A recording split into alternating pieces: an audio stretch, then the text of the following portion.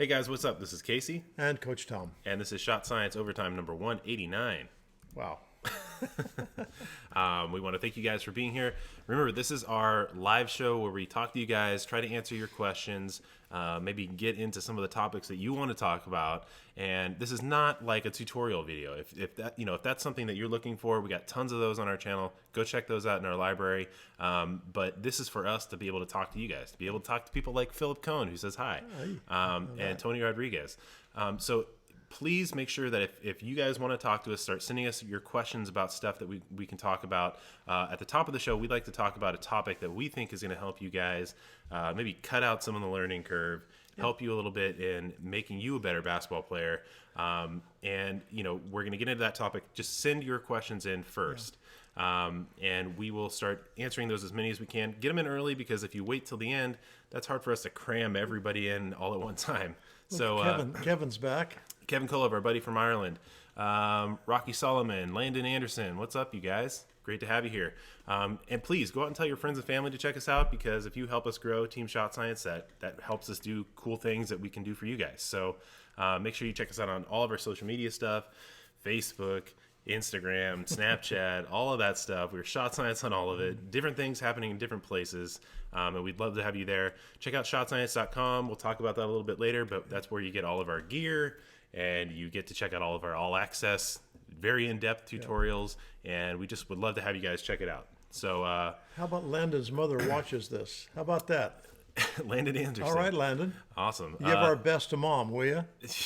Timek says, hi, Shot Science. What's going on? Hey. A lot of how familiar cool. faces and names, so it's cool to have you guys back. Yeah. So send us in those questions, and we'll get into those in just a little bit. Tell your friends and family to check us out. But let's jump into our topic today. Okay. And our topic today is how to anticipate and read rebounds. Yeah. Interesting about rebounds in basketball, because oftentimes we don't hear much about except learning how to block out and go get the basketball and that sort of thing. Well, yeah, there's never like any very specific instruction, it doesn't seem, unless you have the right coaches or the right kind of teachers and things. A lot of times it's just like, block that guy out or box that guy out, and there's no real like description of what that means either. Well, that's really the truth. And over the years, I've seen a lot of that kind of stuff where, coaches are on their players because they're not boxing out or blocking out. We actually preferred blocking out as the terminology that we use, but boxing out means the same thing. And what it means is that you're going to take and get a position between the player that you're defending and the basket. Or if you happen to be an offensive player, you get position between your defender and the basket. Okay. Yeah, and it's rebounding strategy. Yeah, and it takes a lot of work. And one of the things that we spend a lot of time on is teaching people how to block out. I'm going to take just a moment on that, Casey. When we talk about to our players about boxing out or blocking out, one of the things is we divide the instruction right down the middle, and we talk about, okay, this group over here, this is when the ball is on ball side, and this is how we block that person out when we are ball side. And then the same situation, if we've got the shooter from that side, and then we've got players on the opposite side of the floor who are in help position, and their blocking out details are a little different than the ones who are ball side. If we take and catch a person who wants to, maybe I'm playing them on the help side, and I can see that they're 14 feet from the basket, I'm thinking, well, they'll never get there, and so I never turn to block them out, and I turn, and they go right by me like a speeding train. They get the rebound, and off they go. And so typically what we do is we want to take and remember, how long does it take the ball to get to the basket typically? And the reason why there's a ball side and an off ball. Yeah. Why is there? Well, because the defense on the help side or away from the basketball tends to sag in, so they can create traffic in there for people who are trying to drive the basket. And if you're on defense, you're not going to be right up inside on that guy. Exactly. You're going to be sagging off. Exactly. You're going to sag off so you can help. But then as soon as the ball swings and goes to the other side, then that whole thing reverses, and the players that are on the ball side now go out and they can test it closer. So it's like, and the other players will sag in. Now they got a different situation. So it's a difference in proximity when you're playing on defense. Yeah. And you have to be able to cover the ground between where you are and where your offensive player mark is. Exactly. And so that's why there's a ball side and an off ball. Exactly. One of the things that we always spend time on with our boxing out or blocking out is on the help side is we never want to turn and look for the shot right away. And you remember this, it takes most shots anywhere from 2 to 3 seconds, maybe a little bit longer if you're at the 3 line, to get to the basket in the first place. And so you have a moment or two where you can step toward that person who is away from the basket and read what they're going to do. There's a checklist of things that you have to do. Yeah. And if you are doing them out of order, that's a great way to get neutralized real fast. Oh, because if you just turn and look at where the shot is going, the player that you're guarding, they're going to love that. Yeah, they love it. They go right by because they have all the information they need. They can see where the ball is. They can see where you are because you guys are both in the same plane. Yeah. You know, they're looking forward. They can see you. They see the ball. So they know where you are. They know where the ball is and where it's going. And they can take advantage of that because then they can slip off to one side. Yep. They can go, backside on you and go around you. So that's what you want to eliminate is that. And so your checklist is different. You need to notice that the shot is being shot, identify your man, close the gap, then identify where the shot is going to be. All right, you brought up an interesting thought there, Casey. Do not let the defense close the distance between you. Yeah. What you want to do is read them, and they're going to be coming toward you. I'm sorry. Yeah. What we want to do is we want to take and make sure that we're in position to turn on them and get them blocked out behind us. Yeah, it's one of those things, we talk about it every week, and it's about being in control. Yeah. Whether you are on the offensive end or the defensive end, you're the one that is forcing reactions and recovery. Yeah. You're not the one that is waiting and being that person yourself. Yeah. So on defensive rebounding, you are identifying your person, your man, your mark, and you are closing that gap yourself. Yeah. You're not waiting for them. Yep. You're not, sitting back and reacting to them. You are closing that gap. Yeah, we only take one step, though, because that's all you need. Because if they're going to come, they're going to come right away. They're not going to sit out there and wait until you turn and then come. What they're doing is they're trying to get in position for the rebound. Okay, so now let's take and turn this over just a little bit. Now, one of the things that's really important can we just hold on one second? Fire away. So we were talking about that process. You're identifying your man. You're getting on there. You're closing the gap, and we'll maybe talk a little bit about that. But once you turn and you actually look at where the shot is going, then you can decide where you can anticipate and read where it's going to go, right. And you have that person pinned on your back, yeah. And so you know where they are. They aren't going to get there before you are. You can identify where the shot is going to go. You can get there first. Yeah, very true, very true. Well, now one of the things that's really important is knowing where the ball is going to go, or having a pretty good idea where it's going to go. Well, if you look at statistics, what you find is that the balls that are shot in that quadrant from the corner to the baseline, let's say from the free throw line extended all the way across the court to the baseline, shots that are taking in that particular quadrant of the court, those shots will take and rebound to the opposite side of the basket about 70% of the time.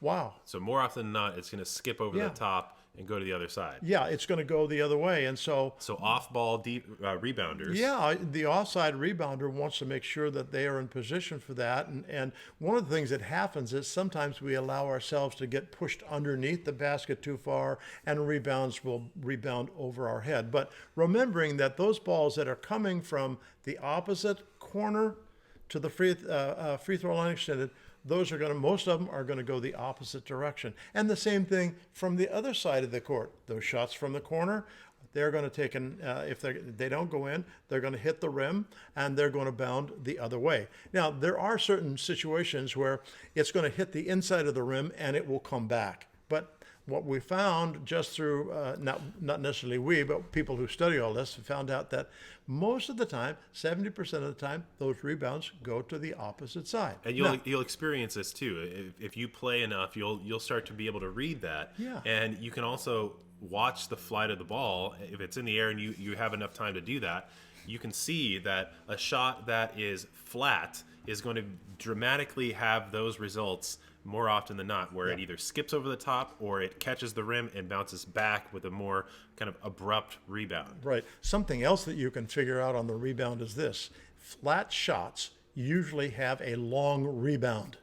In other words, if a ball is coming over and it hits the rim, it's going to rebound the opposite direction. If it's a flat shot, it's going to rebound, and you can just count on. One of the things that I was looking at recently is the fact they were showing how long rebounds are. Ones that have a nice arc tend to rebound shorter. And that's why we want to have high arc shots. Yeah. Because it gives you a second chance for the ball to maybe catch the rim and stay there. Right. More flat shots, they don't have that option. Well, right. Usually what they'll do is they'll hit that rim and or the backboard or the backboard, but typically the rim, and it will rebound, having an absolute perfect semblance of the shot arc that will be part of the rebound arc, and so it will go longer. And so one of the things that is noted here is that those rebounds, and you can't be exact because they vary because of arc, they vary because of the fact that maybe they're spinning really fast. If the faster the ball spins on its way to the basket, the more energy is going to be there, and probably the longer rebound is going to have. But typically, what you find is that those shots that are taken from the opposite side of the floor, let's say in that quadrant we're talking about, they're going to result in rebounds that are going to be between 6 and 8 feet from the basket. Okay, so you can see kind of where the ball is going to rebound based upon the type of shot it is. And I would really be up and on that. Flat shots result in flat, long rebounds.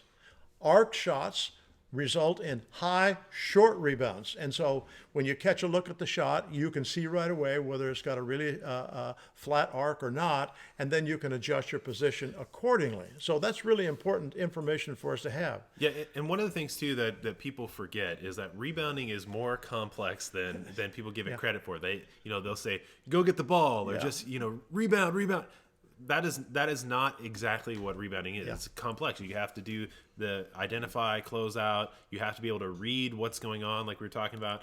One of the things that really helps in that kind of same space is being able to analyze your own shot. Exactly. And if you're able to look at your the way that you shoot the ball and release the ball and how it's in the air, the trajectory, the speed of the rotation and things like that. We don't recommend looking at that while you're shooting. You should be focused on the target. But if you look at videos and stuff like that, you can see kind of what the results of those things are. And that really helps you with rebounding, because if you are there and you've blocked out your man, you can see what the ball is going to do, and you can make choices on where the ball is going to go.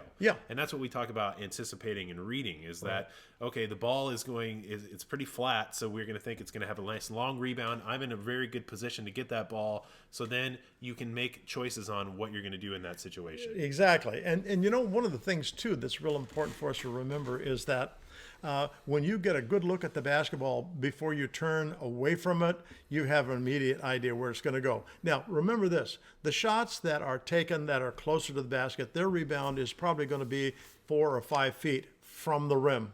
So because just they're so close, and usually they're shorter rebounds because there's less energy involved in the shot and that sort of thing.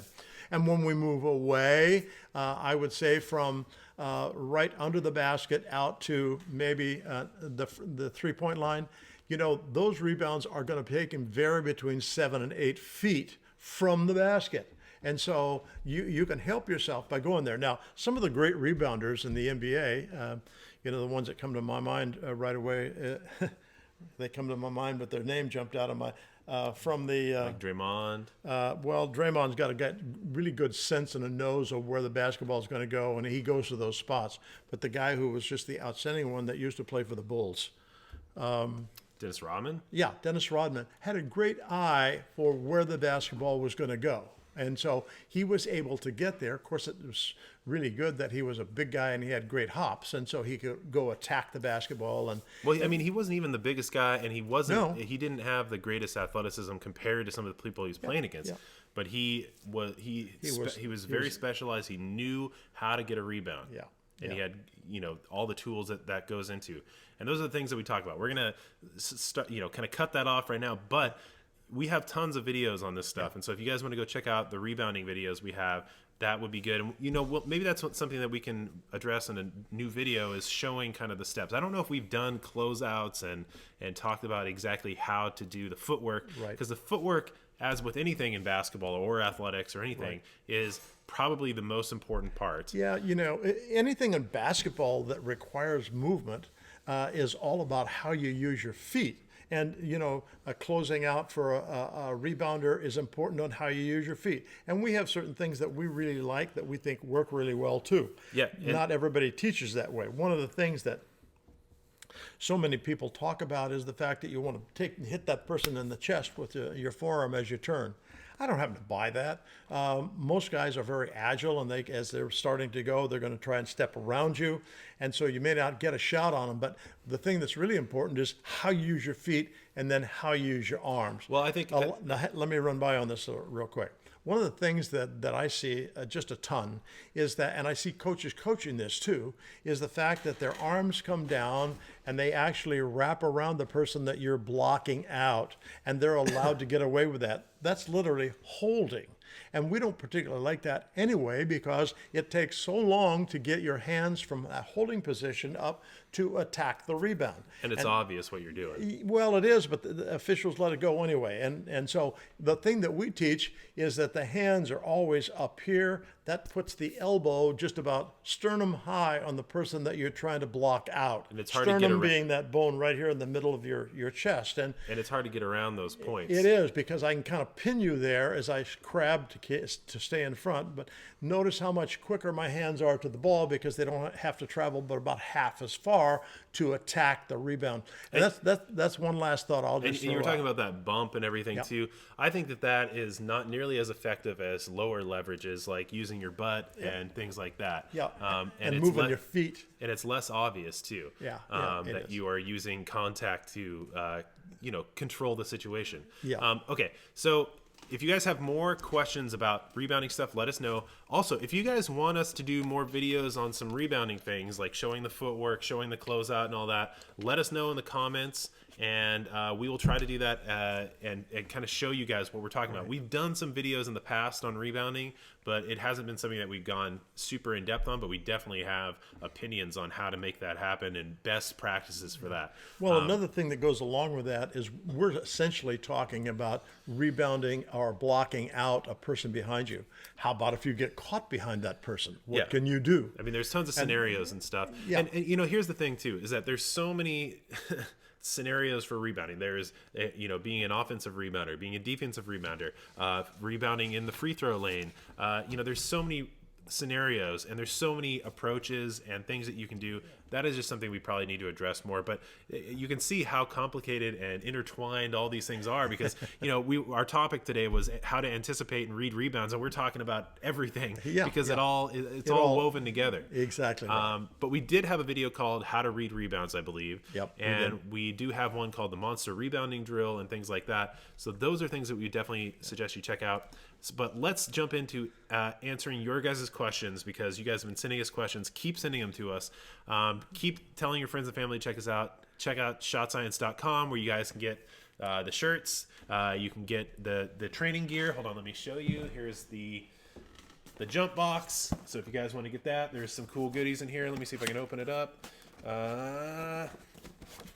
But there's a bunch of stuff that you can get for training your vertical, training the bands. Yeah, but we're not going to show everybody that. So if you guys are interested in that, go check out shotscience.com for training gear and stuff. And you can also get the all access pass, where we go into super in-depth detail on all these aspects of basketball and training. So shotscience.com. All right. Okay, before we answer your guys' questions, we have a question that we ask you guys every week. And if you are here all the time, if you're Kevin Kolev, if you're Dan Dabrowski, if you're all these people, you will know what this question is. Yeah. But what is the question of the week? Where are you located in the world? Yeah, we want to know where you guys are from. Where are you from?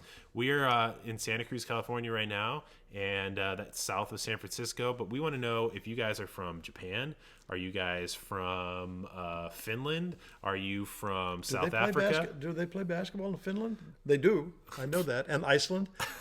Kevin Kola is laughing. Okay. Kevin Kola is from Ireland, but where are some other places? Well, we forgot our favorite, and that's Lithuania. Okay, we want to know if you're from Lithuania. And we actually had one person last week that came in. He was from Lithuania. There's a couple cool. people, yeah. Was there a couple? Yep. All right. Okay, so let us know where you guys are from, and we'll shout out people as they come in, and we'll ask that question again. Oh yeah, we got like Dominique Lee who says hi from North Carolina. All right, okay. Dominic. So let's get into some questions, and as you guys send those in, we'll revisit that. Okay. Tony Rodriguez asks, how are y'all doing? Well, we're doing great, Tony. How are you? Hope you're doing well. And Tony also asked how to shoot a basketball quicker. Well, we've addressed that many times. Yeah, we have. But what we would say is that a big mistake that people do is that they rush their release. Exactly. And what you don't want to do is that, because you create a lot of tension and your mechanics are going to break down, which is going to affect the accuracy of your shot. You really want to be efficient when you shoot the basketball, not necessarily Work is a very important thing, and that efficiency comes into play with what you're talking about. But then also learning to create space to get good shots. Yep. Too many people are trying to shoot these shots that are contested, and they think that getting them off faster is the approach to get better shots. Well, that is not. No, it's not. And what's going to happen is that you're going to have more inaccuracy if you rush the shot. Okay? Okay.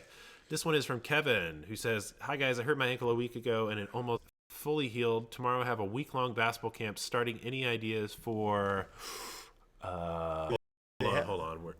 We lose it? We lost our stream. Hold on. Are we back? Okay. So yeah, we were talking about Kevin. And so what you want to do is you want to take and find a way to get to the basket through some seams, because what's happening, coaches like to have a rebound triangle. And a rebound triangle means that there's one person right in front of the basket and there's one on either side, and that's how they want to block out most of the time. And so if you can find a seam in there, you go right inside of them. Just don't get yourself too far under the basket, because oftentimes it will bound back over your head. So, and the biggest thing is be active. We have working this morning with a young guy. Well, he's 16 years old, but he's a junior in high school, going to be a junior in high school. And the guy is just, you can't corral him. He's so active that you can't get a block out on him. He's just so active. And so being active yourself and not just making a little contact and then that stops you. He doesn't let that stop him, because what he's doing, he's elbowing, pushing and shoving, and he takes fouls from time to time over that. But he also clears people out of the way so he can get to the basketball. Yeah, I mean, you have to be aggressive to be able to get the ball, and you have to want it more than anybody else. Yeah. And also, I guess your name is Meat, not Matt. Meat is saying, I'm not such a physical player. I'm not physically strong, but I am tall. So how do I make sure that I grab the rebound when I'm getting pushed? Should I work on my strength? So, I mean, the things that we were talking about earlier is like footwork, getting that closeout, wanting it more, and it's not about being the strongest person at all. Well, it isn't. What really counts probably as much as anything is getting a position that is a low position, getting your butt out and into the thighs of the defender, if you can do that, and that will keep you from having them shove you around, unless it's if they shove you in that situation, usually they have to shove you with their hands. Very obvious to officials that they are doing that. Now, the one thing that we talked about a moment ago is the fact that we have a video called the Monster Rebound Drill. And one of the things that we talk about is this: you go after the rebound wherever it is, and you attack it with two hands at the highest point that you can reach. Oftentimes what we do is we'll reach out and we'll try to pull it back in, and what happens, we just have to get the ball bumped by another player's hand, and the ball is out of our hands. So when we go get it, we want both hands on the basketball, and we rip it down and get it up into a position of power. For us, a position of power is one where we've got the ball right up under our chin, and we've got our elbows down and out to the sides. Okay. This is Nadas, who says, "Hi, I'm from Lithuania." I think you were the guy, one of the guys from last week too. Well, Twisted Gremlins is from California. Yeah. Hey, this is for LA 15 7 Mary 4.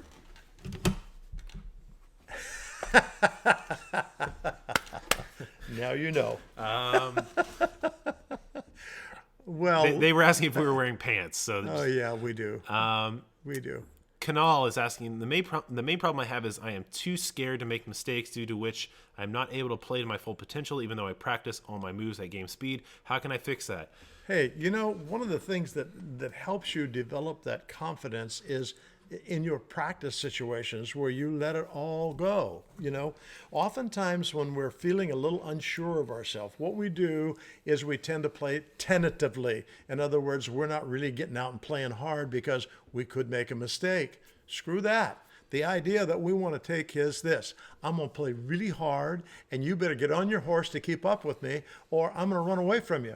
And when you take an assertive position like that, it's going to be less likely that you're going to make mistakes. The other side of it is this: understand that every basketball in the world that has ever played basketball makes mistakes. The ones who make more mistakes than anybody else are the ones who worry too much about it or have not spent time developing the skills where they can use them in a game situation. There's two situations which can really foul you up. And so what you want to do is be very well versed in your skills, feel confident, make sure you practice at game speed, and then whatever happens, happens. Yep. What if you turn the ball over? Oh, well. If you turn the ball over consistently, then there's something wrong, okay? You're not very skilled at some aspect, and you need to work on that so you get better. Yeah, the biggest problem that people face when it comes to like this situation is that they have to have a mental switch where they turn off their conscience about worrying about failing. Because if you're sitting there and you only worry about failing, that's all you're going to do. Yeah. And, we talk about this a lot too, is that there's a difference between good and great players and players that never really amount to anything or go anywhere. And the good and great players are the ones that they can fail, but they use that as motivation to get better or do better the next time. And the players that never go anywhere or are just not good, they're the ones that take failure as a pity party situation. Sure. Or an opportunity to feel bad about themselves. Yeah. But, the thing is that you're going to miss shots. You're going to kick the ball out of bounds. And you're going to make all kinds of mistakes. You're going to trip right in your face. You're going to do dumb things. But what does it really matter? Yeah. If you make it into an issue, then yeah, that's what people are going to remember. Hey, remember when Coach Tom ate it and he had the worst game of his life after that? And blah, blah. Yeah, a lot of them. Yeah, they're going to remember that. But if you ate it and then you got up and then you scored 10 points, people are going to not remember that really at all. Yeah. And so what does it matter? I mean, people get so caught up in that stuff. And I know when you're a young person that you analyze all these things about performance and failure and all that stuff, but it doesn't matter. Well, I can probably say that I've failed a ton of times on the basketball court. I can barely remember any of those times at this point. Well, when you take a look at players like Curry and Kyrie Irving, during the playoffs, there was one game where Curry had 6 turnovers in the first quarter. 6 just on him, okay? He was being really sloppy with the basketball. And I'm sure he heard about it from his players, his co-players, and from his coaching staff. And so he tightened everything up. And so everybody's going to make those mistakes, okay? Let's go on. Yeah, exactly. Move on. Okay, Twisted Gremlins asks, besides being able to play the game of basketball at the expected level, high school, what 2 things does a coach want in a player the most? Okay. We would say that you need to go check out our video on how to make the team. Yeah. Because it's not just 2 things that coaches look for, and it's not as easy a question as that. Yeah. Coaches are going to look for skilled players. They're going to look for other qualities like leadership and initiative and things like that. Go check out that video because it does you a disservice for us to list our top 2 when there's more than that. Yeah, there's more than that. And not only that, one of the things that I'll throw out here, because I think it's really important, I know it worked out in my favor as a young player, and that is learn to play with great effort. Coaches love effort, and often you'll get a chance to play when that might be the only part of your game that stands out is that you play harder than anybody else. Now, I can remember not being a great defender, not being a great shooter, but I got after people. and played really hard, and I could rebound some, but otherwise I would have probably never gotten on the floor if I hadn't played with effort. Okay, Tip Central says, just think that every time you get a rebound, you have another chance to shoot. Yeah, well, possessions. That's what comes down to winning or losing. Yeah, that's exactly right. And coaches look at it that way. Rebounds are team possessions. And maybe you get it at your own basket and you get a chance to put it right back up. Or maybe you get to the other end and maybe you get the shot on the other end too. Bulldog says, how much should you think about your shooting form when actually playing in a game? Not much. Yeah, almost none. Yeah. One of the things, when you start thinking about it too much, that's when you're going to get into difficulty. What you want to do is spend time making sure that all the elements of your shot are functioning pretty well. Yeah. And then when you get into that practice before you play, make sure that you're really focusing on those elements. After that, just shoot the basketball. Yeah. Games are not the time to be working on your mechanics or to be making adjustments on things that you should have been doing while you were working on it alone. That's why we talk about individual skill development as being super important. So make sure that you guys are we always talk about being a package deal as you go into a game or as you come to a new team.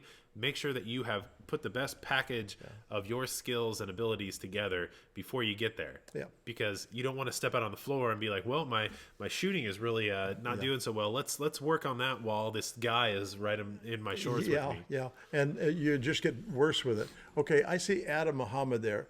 He's saying, hi, I'm from Florida. Been watching these weekly. Yep. We're really pleased that you're watching weekly, and hopefully we're handing you some information that you find useful for your game, Adam. And Adam says, what's one thing that players do off the ball on offense that drives you mad, other than not moving enough? Okay, that they don't keep vision on both the ball man.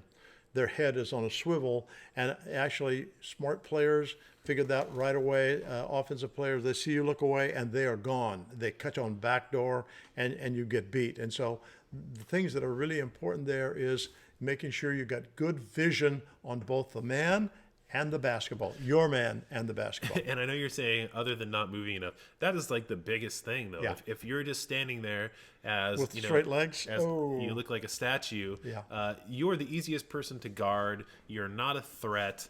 You are just you might as well go take a seat on the bench because you're not doing anything. Yeah. If you're flashing in the post, if you're cutting back door, if you are setting screens, if you're doing all these things that make it difficult for the defense to guard you, and you're creating opportunities to score, that's what you should be doing. Yeah. And when you watch teams and there's people just standing around, you're like, what is going on? Yeah. It just doesn't make sense. Okay.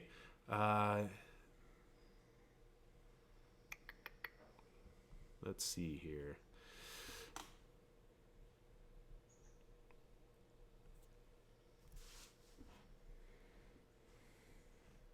Meat Desai says, also, when I get the ball sometimes, it gets snatched in the air right on my hands.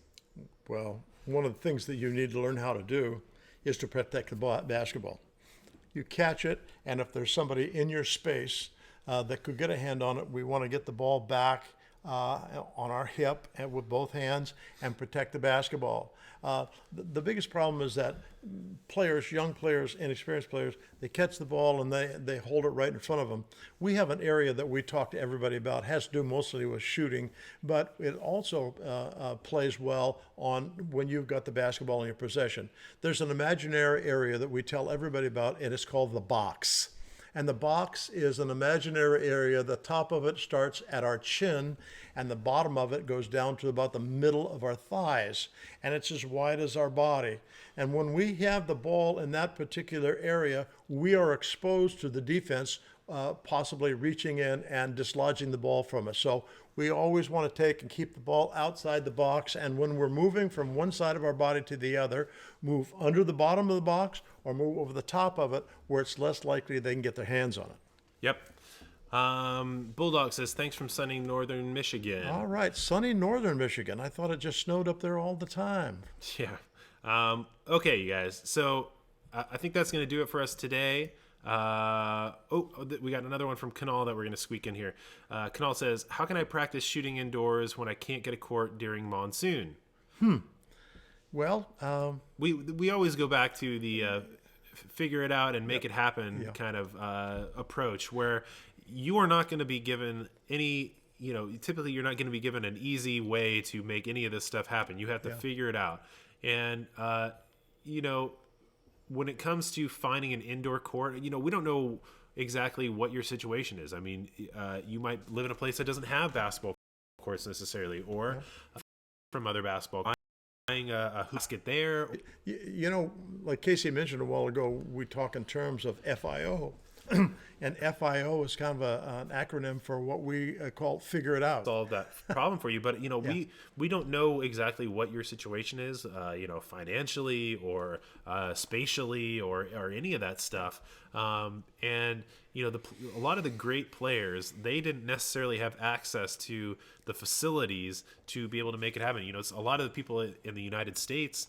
There's times in the winter where you can't go outside and play basketball. No, 4 feet of snow. And wind is blowing, snowing, raining, whatever. And so they had to figure out how to work, whether that was going to a club that had a basket, or talking to a coach that had access to a gym and getting in there, or maybe working in their garage or in their basement or whatever. One of the things that you can't really get around is that to work on your shooting, you need to have a hoop. Yeah. And you can work on mechanics and things like that without one, but that's hard to really get the right feel. So you have to have a place to work on that stuff. So when we say figure it out, that means, we're not giving you, we're not being jerks about it. We're just like, you have to be the one that has the creative answer for that. Yeah. Jake Skidnook says, thanks from British Columbia, Canada. Awesome. All right. A little bit north of us. Yeah. Adam Muhammad says, which player would you add to the Cavs to beat the Warriors? We wouldn't. We're Warriors fans. We'd add Curry. No, we wouldn't. He's ours. We're Bay Area. We're from Bay here, Area, so that's right. we're not giving up anybody. And they just signed Iguodala again today, so there's another solid one there. Okay. Okay, and we're going to end it with Zek Seed, who says, I'm getting better and better because of you, sir. That's awesome. That's great to know. That really is. Yeah, we love to hear. Makes us feel really good. We love to hear that stuff. But, we have a question before you guys jump out. But thank you so much for being here. If we didn't get to your question, it's not because we didn't like you. It's because we ran out of time. But we want to know from you guys, where are you guys from? Whether that's from anywhere in the world, we want to know where you guys are from. And our second question is one that I have to think up right now while I'm talking to you, but let's make it about rebounding. So, let's see here. What do you guys think is the most important aspect of rebounding? Is it getting a good block out? Is it being able to read where the ball is going? We want to know what you guys think is the most important aspect of rebounding, and do you have that quality in your game? Yeah, it would be cool. Yeah. So where are you from, and then what aspect of rebounding do you think is important, and do you have that in your game as well? Okay. There's Kanal. He's from India. Ishmael says, thank you for the tips. No problem. Ishmael is from Minnesota. Dominic Leake says, boxing out. So great. Thank you guys so much for checking that out. Please check out shotscience.com. Get some shirts. If you put hashtag Team Shot Science in the stuff you post on social media, we see that and we like to feature people. So please get that in there. Make sure you check out any of the training gear that we have on there, whether that's the jump box or any of the other stuff. The All Access Pass is there. Make sure you follow us on social media, and we will check you guys next time. All right. Thanks, guys. Bye.